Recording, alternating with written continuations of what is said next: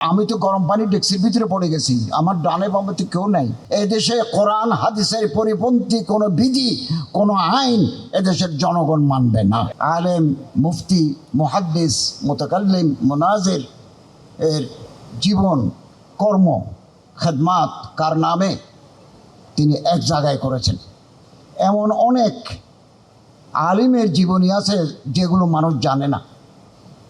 এরকম আনএক্সপ্লোর্ড এই জীবনীগুলো, পুরানি চেরাগগুলো তিনি এক জায়গায় এনেছেন। এটাকে আমি বলতে পারি দরিয়া বকুজা, কলসির ভিতরে সমুদ্রকে সংকলন করার মতো। 1151 পৃষ্ঠা।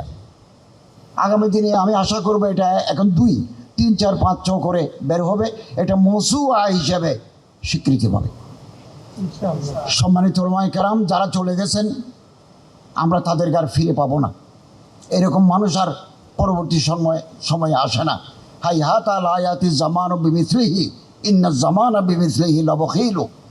জামানা এখন আগের মতো মানুষ তৈরি করতে বহালতি করে। মানুষ মারা যায়, ওমা মাতাত মাকারিমুহুম, তাদের আখলাক, তাদের আদাত, তাদের কিরদার, তাদের কারনামে মরে না। কিছু মানুষ আছে আশা, তারা বেঁচে থাকে, ওহুম ফিন্নাসে আমওয়াত, মানুষের কাছে তারা মরা। আমরা মরা হতে চাই না, আমরা জীবন্ত হতে চাই। সুযোগ সবসময় আসে না। জুলাই বিপ্লবের পর একটা অবারিত সুযোগ এসেছে, এই সুযোগ আপনাদের কাজে লাগাতে হবে। আর বিভেদ নয়, বিসংবাদ নয়, আলেমদের ঐক্যবদ্ধ হতে হবে। আমি বাংলাদেশ সরকারের 22 জন উপদেষ্টার মধ্যে একজন।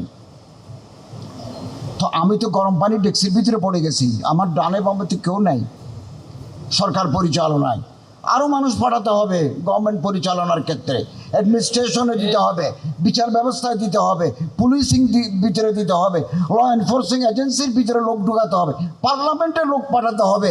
তখন আমরা এদেশে কোরআন হাদিসের আদর্শ বাস্তবায়ন করতে পারব। কেবল গরম গরম বক্তৃতা করলাম, স্লোগান দিলাম, it is not sufficient enough for the movement. এটা কোনোদিন গরম বক্তৃতা দ্বারা কিছু হবে না। পরিকল্পনা নেন, মনসুবা করেন। সুযোগ সব সময় আসে না, সুযোগ এক সময় হাতছাড়া হয়ে যাবে। একবার সুযোগ আসতে 18 বছর লাগে। যুক্তরাষ্ট্রের 1 নম্বর জিম চেইন গোল্ড জিম এখন আবারও বাংলাদেশে বসুন্ধরা আবাসিক এলাকা ও বসুন্ধরা সিটি শপিং মলে। অতএব আর আমার দেশে আমরা আমাদের সংস্কৃতি, আমরা আমাদের কালচার, আমাদের তাহজিব তমদ্দুনের ভিত্তিতে আইন প্রণীত হবে। এই জন্য পার্লামেন্টে যারা যাবেন তারা হচ্ছে লেজিসলেটিভের অংশ, ল মেকার।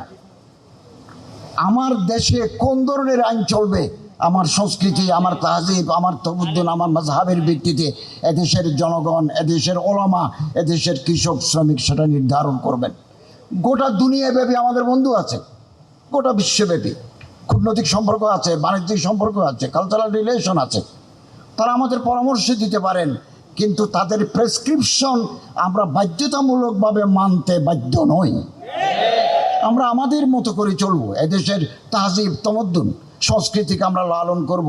আমি একথা স্পষ্ট করে বলতে চাই, কেবল এই গভর্নমেন্ট নয়, আগামী দিনে যারা আসবেন, এরপরে যারা আসবেন, এদেশে কোরআন হাদিসের পরিপন্থী কোনো বিধি, কোনো আইন এদেশের জনগণ মানবে না।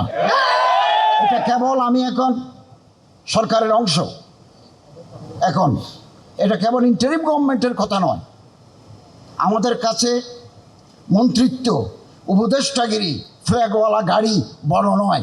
এদেশের তৌহিদি জনতার সাথে যে মিলন এবং এদেশে যে ইসলামী আদর্শ আমরা এটা লালন করি, এটাই আমাদের কাছে দাম বেশি।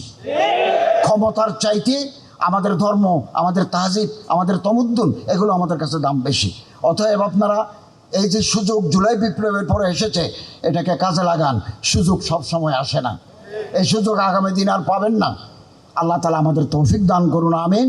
মৌলানা খালেদ সাইফুল্লাহ আইয়ুবী সহ হযরত উলামায়ে কেরাম এই যে বই পুস্তক, এই 2 খণ্ডের যে মেহনত করেছেন, আগামী সংখ্যা 2nd এডিশন করার সময় আপনারা আরও আলেমদেরকে সংযুক্ত করবেন, রেফারেন্স দিবেন, কিছু কিছু আলেমদের জীবন একেবারে সংক্ষিপ্ত হয়েছে, এটা একটু বড় করবেন।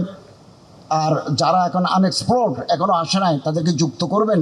এটা বাংলাদেশের ইতিহাসে আমি আশা করি খালেদ সাইফুল্লাহ আইবি সাহেবের মাধ্যমে একটা মহৎ কাজ হবে।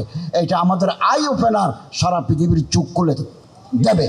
আল্লাহ তৌফিক ওয়াল মুওয়াফিক ওয়াল মুঈন। আসসালামু আলাইকুম।